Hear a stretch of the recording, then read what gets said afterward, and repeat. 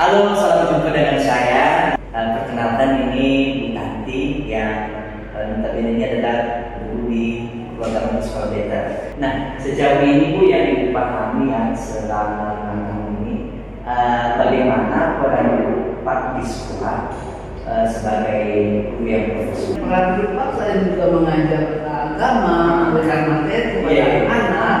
Tugasnya juga adalah menjadi role model, menjadi teladan bagi anaknya di sekolah, lewat perilaku, lewat perbuatannya, begitu. Dan juga bisa menjadi covering buat anak-anak,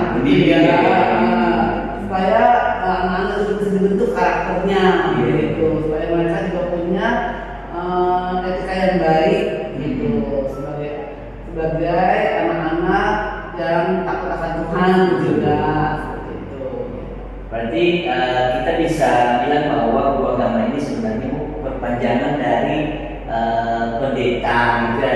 Kalau di gereja kan pendeta, kalau di sekolah kan guru agama yang dimana menyampaikan nilai-nilai agama Kristen ya. Nah, sejauh ini Bu selama di beberapa tahun di gereja, ada nggak kasus-kasus yang pernah Ibu tangani sebagai guru agama? Ada. Bagaimana? Ya beberapa contoh misalnya. Bermasalah kan? Ada sekolah gitu ya. Beberapa anak misalnya ada yang kurang disiplin. Gitu. Pakai terapi gitu ya. Biasanya di sekolah itu pakai terapi disuruh ke guru agama gitu ya. Biasanya itu ke BK, guru agama. Guru agama ya. Nah, kasus lain contohnya misalnya anak yang dengan nilai rendah. Iya benar. Itu kita cari tahu, kita bekerja sama dengan wali kelas dan guru BK, kita cari tahu apa penyebabnya. Gitu. Nah, kalau sudah menjurus kepada pribadi saya keluarga, itu ya atau mungkin hal privasi anaknya, kita sebagai guru agama juga boleh berperan di situ, kita konseling anaknya, kita panggil, bicara mata. Oh gitu ya. Nah, Ibu udah membuka pembicaraan baru tentang topik itu ya. Saya mau menggali tentang itu ya. Karena baru-baru ini kan apalagi dengan AI ya, kemajuan ini, saya lihat anak-anak sekolah itu lebih lebih curhat ke AI gitu. Nah, kalau misalnya pernah nggak Bu ada siswa yang lebih nyaman cek ke ibu daripada mungkin curhat gitu kan, daripada keluarganya ataupun teman-teman, ada nggak?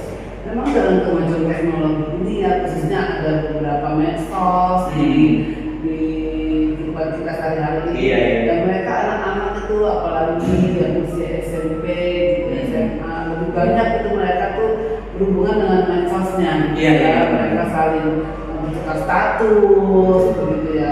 Tapi kita pun sebagai guru di sekolah tidak boleh ketinggalan peran, gitu. Tidak boleh kalah dengan teknologi, dengan AI ini khususnya, gitu ya. Kita harus juga bisa menjadi teman bagi mereka. Selain sebagai guru, kita pun jadi teman bagi mereka. Jadi kalau misalnya ada masalah-masalah yang mereka hadapi, kayak mereka contohnya datang terlambat, kita bisa bertanya sebagai teman, bukan seperti menjas, gitu ya kan, apa sebabnya, mungkin dia punya masalah dengan kesehatannya, atau dengan hubungan dengan orang tuanya, gitu ya kan. Nah, dengan demikian mereka mau terbuka dan mereka mau menceritakan apa kendala yang mereka alami, gitu. Misalnya orang tuanya, gitu ya kan, karena orang tuanya apa sebabnya. Nah, kita juga berusaha untuk menjadi tempat mereka mengeluarkan isi hati mereka, gitu ya kan. Terus kalau bisa kita membantu memberikan solusi seperti itu. Jadi intinya Bu ya, guru di sekolah atau lebih spesifik programnya orang tua kedua dari anak ya, karena pertama kan di rumah. Jadi kita sebagai anak ini kita berperan sebagai orang tua kedua gitu ya. Nah, sahabat juga. Betul. Karena kalau kita katakan kita ini sebagai guru, langsung sudah ada jarak, ada tingkatan gitu. Jadi kita guru mereka anak. Rasa takut, rasa mesti ada ya. Kita sebagai guru juga kita berperan sebagai sahabat bagi mereka. Kita mau memberikan apa yang mereka butuhkan, misalnya waktu yang di luar jam sekolah gitu.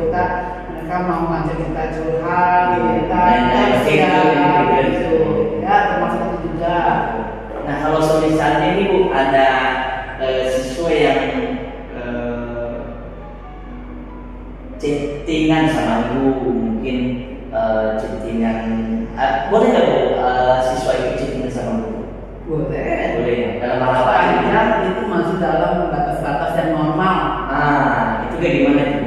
Dapat batas normalnya itu sejauh mana? Ya akhirnya dia bertanya tentang materi mungkin, atau dia juga tadi dia mau menceritakan tentang masalahnya, seperti itu, gitu juga. Berarti kita bantu berikan solusi Bu ya. Tadi dengan batas-batasnya gitu. Ya. Oke. Nah, kalau lebih dalam Bu ya, kalau seandainya kita coba bawa kasus nih, bagaimana Ibu menyikapi jikalau semisalnya nih itu terjadi sama kita kan, terjadi sama Ibu, ada ini siswa kasus jam 12 malam dia chat gurunya, itu pada saat itu anak itu di rumah orang tuanya sedang berantem.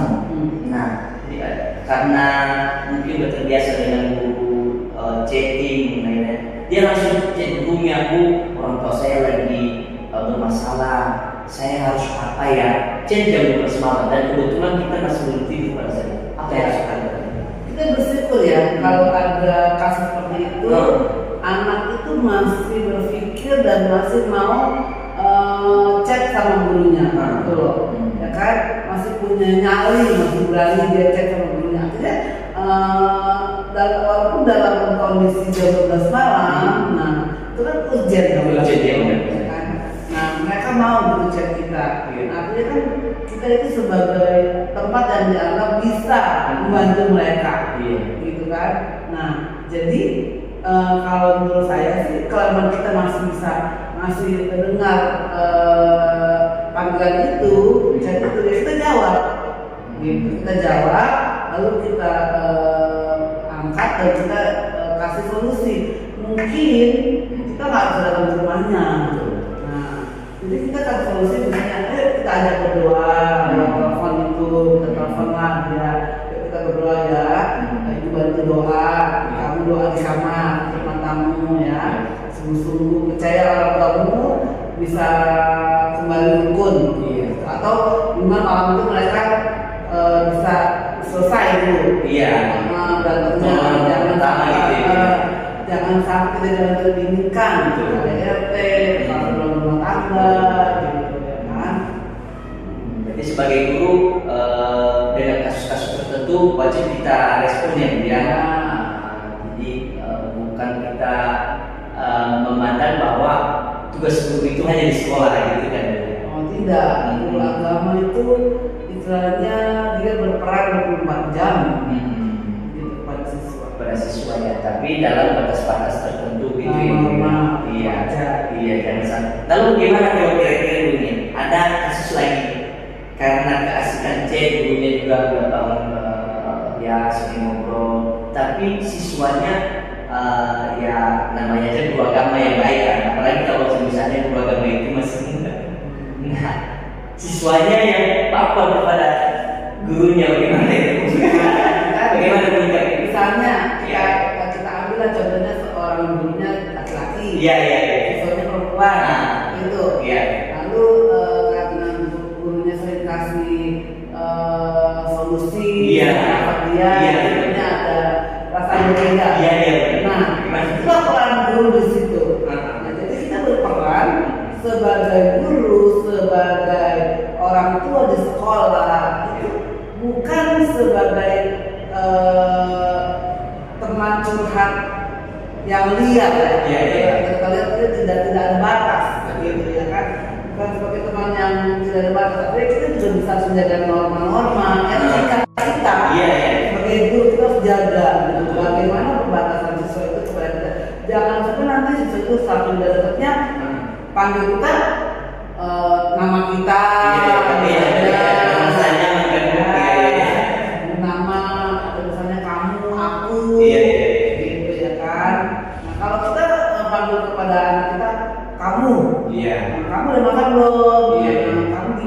dasarnya itu oke, ya kan gitu. Nah, tapi jangan sampai kerana yang lebih jauh lagi, Lebih jauh, ya. sehingga menimbulkan hal yang tidak diinginkan. Tidak sewajarnya ya. Iya, Lingkungan juga harus bisa membatasi diri ya. Tuh, Jangan sampai gitu. tertidur juga. Ya, karena kita kan punya etika tadi ya, Betul. etika sebagai guru. Hmm. Siswa kita harus kasih tahu, gitu. Ada batas-batas. Nah, misalnya tadi kan jam 12 telepon hanya Iya. kasus Iya. orang tuanya. Iya. Itu wajar, itu boleh kita tanggapi. Tapi kecuali dia telepon, chat di telepon, ngobrol yang ngalor ngidul, Ah, gitu. iya, iya. Ngajak ngobrol yang macam-macam, tanya yang tidak yang di luar daripada hal-hal yang wajar itu jangan tanggapi. Kita harus bisa batasi dengan cara yang baik. Nah, nanti udah malam, maaf ya, kita tidur di sana, kamu kan masih mau sekolah, ini juga besok apa juga besok mau ngajar, kita istirahat ya. Hal itu belum boleh kamu tanya, belum wajar kamu tahu. Betul. Gitu. Nah, kita harus bisa punya jawaban yang bukan membatasi diri secara ini ya, tapi kita punya etika. Ya, kita dekat akal boleh, gitu. Tapi kita juga punya batas-batas yang wajar yang sesuai dengan etika kita. Dia juga memposisikan bahwa dia adalah murid dan dia adalah guru. Ya. Hubungannya baik gitu ya, karena melanggar kode etik. Ya. Oke. Sebagai close statement Bu, penutup apa yang menjadi mungkin pesan-pesan Ibu bagi guru di luar sana, terutama guru pendidikan agama Kristen Pak lah, dan sebagai guru yang berperan di sekolah atau pesan-pesan Ibu? Sebagai guru, peran kita itu kan sebenarnya kita menjawab kebutuhan anak ya, Iya. dalam hal materi, pengetahuan, ya pendidikannya, gitu ya. Tapi juga tadi, khususnya guru Pak ini, gitu ya, kita juga harus bisa mengcover mereka tadi menjadi teman yang tadi dalam batas normal tentunya, ya kan, menjawab setiap kebutuhan mereka yang memang harus mereka pahami di usia itu. Ya kan. Nah, saran saya adalah jadilah guru yang bijak, yang berhikmat, minta tuntunan Tuhan. Karena kalau dengan kekuatan kita, kemampuan kita itu terbatas. Gitu. Sekalipun kita udah belajar tentang pendidikan di sekolah, tentang agama di sekolah, tapi di kampus, tapi tetap tanpa bimbingan Tuhan, hikmat itu tidak ada. Jadi kita butuh hikmat. Baik Bu, terima kasih kesempatan yang diberikan kepada saya. Kiranya ini menjadi berkat juga bagi semua orang dan terutama bagi pendidik khususnya guru Pak kita. Terima kasih.